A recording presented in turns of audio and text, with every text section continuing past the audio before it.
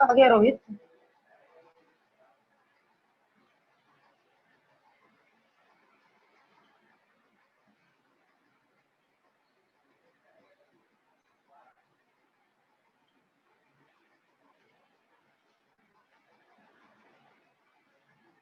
अरे तो रोहित आ गया।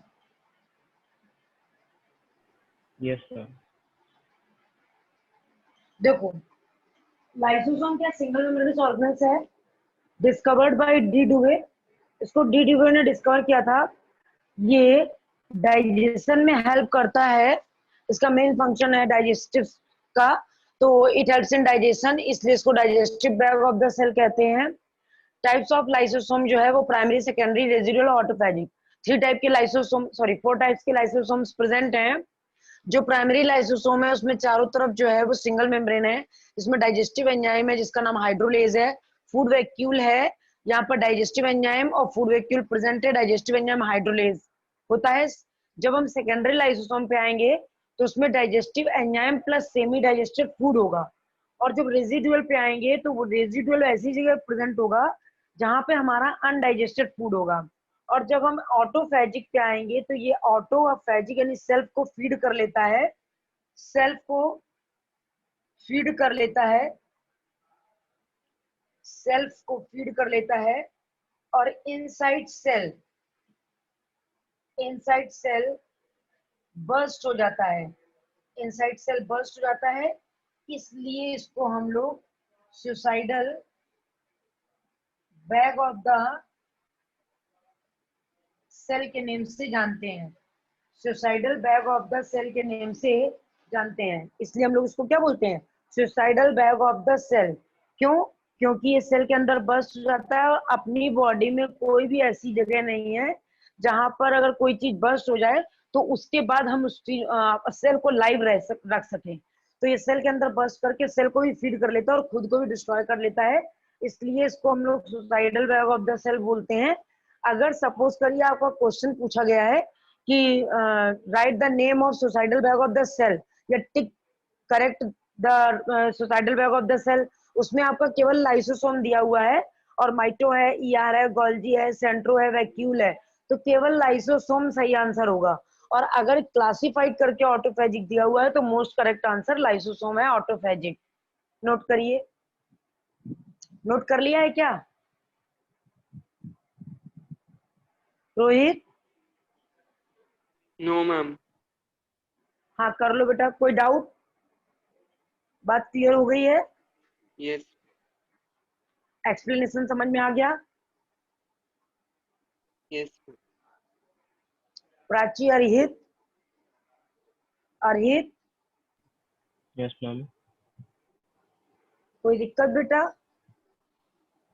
No ma'am. तैयार हो जाएगा, मतलब प्रिपेयर हो जाएगा हाफ ईयरली एग्जाम के लिए चैप्टर अच्छे से यस मैम। कर लेना बेटा अच्छे से।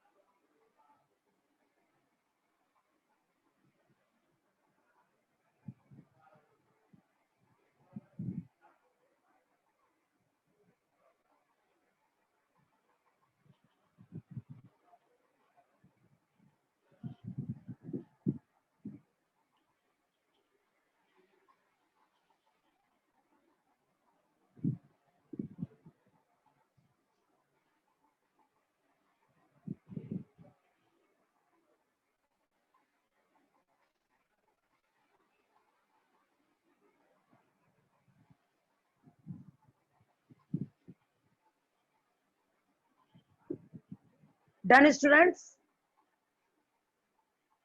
Yes, ma'am. Yes, ma'am. हो गया?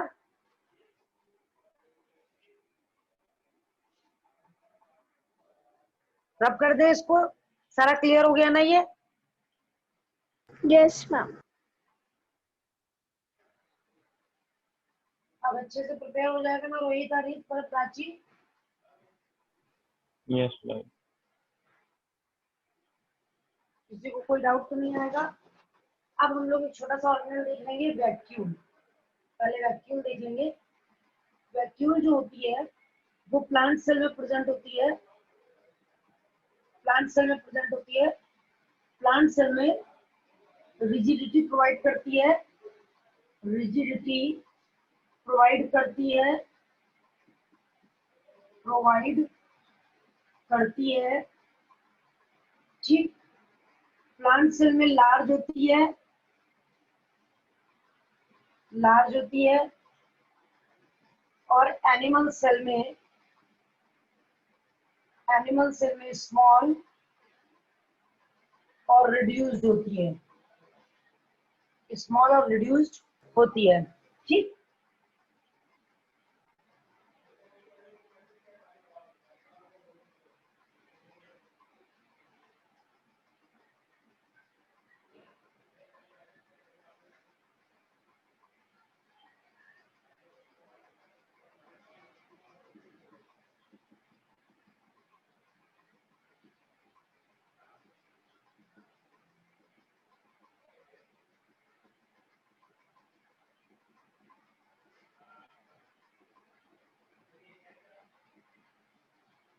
देखो, जो वैक्यूल के चारों तरफ जो मेम्ब्रेन पाई जाती है उसको हम लोग टोनोप्लास्ट कहते हैं।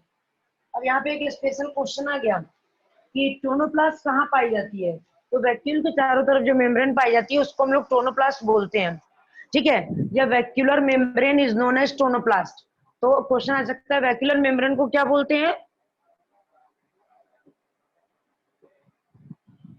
Tonoplast. टोनोप्लास्ट। और उसके बाद अंदर जो लिक्विड भरा हुआ है उसको बोलते हैं वैक्यूलर सैप। उसको बोलते हैं वैक्यूलर सैप। बात समझ गए? वैक्यूलर सैप भरा हुआ है। और एनिमल में ये फाइलम प्रोटोजोआ में, फाइलम प्रोटोजोआ में केवल प्रेजेंट थी। प्रोटोजोआ में केवल प्रेजेंट थी। वो भी कैसी? हम लोगों की प्रोटोजोआ में प्रेजेंट थी है किस टाइप की? एक थी फूड वैक्यूल, एक थी वाटर, और दूसरी थी कॉन्ट्रैक्टाइल। कॉन्ट्रैक्टाइल। तो कंडीशन क्या थी? फूड वैक्यूल तो drinking of eating of food के लिए है, टेकन ऑफ फूड के लिए। और जो वाटर वैक्यूल है वो ड्रिंकिंग ऑफ वाटर के लिए। जो कॉन्ट्रैक्टाइल वैक्यूल है वो ऑस्मो रेगुलेशन के लिए हुआ करती थी। ऑस्मो रेगुलेशन के लिए पाई जाती है। बहुत स्मॉल इन साइज होती है, केवल इसी फाइलम में प्रेजेंट होती है। और ऑस्मो रेगुलेशन का मतलब होता है बेटा excess of water, excess of water liberate from body, liberate from body, excess of water liberate from body, इसको हम लोग ऑस्मो रेगुलेशन बोलते हैं। ये रहा हमारा वैक्यूल। वैक्यूल को नोट कर लो बेटा।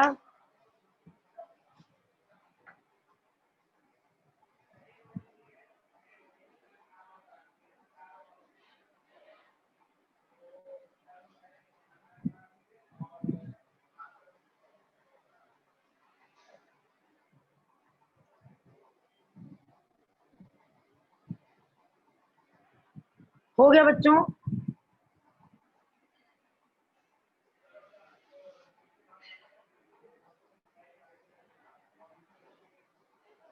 इसके आगे का टॉपिक हम लोग अब नेक्स्ट लेक्चर में स्टडी करेंगे।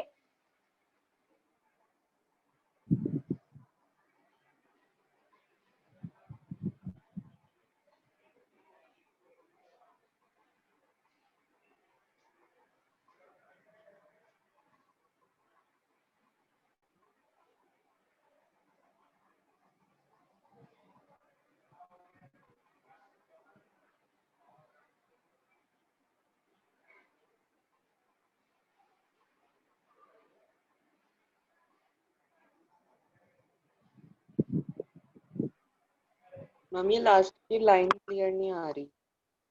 कौन सी लाइन?